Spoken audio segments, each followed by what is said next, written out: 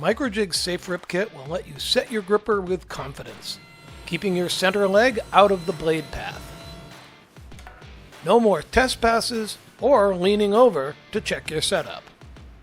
Just set the rip fence where you want to cut and adjust the center leg, making sure that the measurement is not underneath the orange cursor.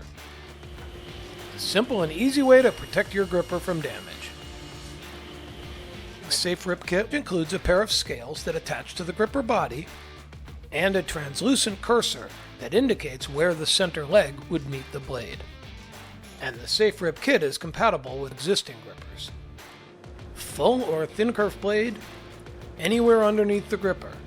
The SafeRip kit helps protect your gripper while the gripper protects your hands. Be sure to check it out at your favorite woodworking retailer, online, or at microjig.com.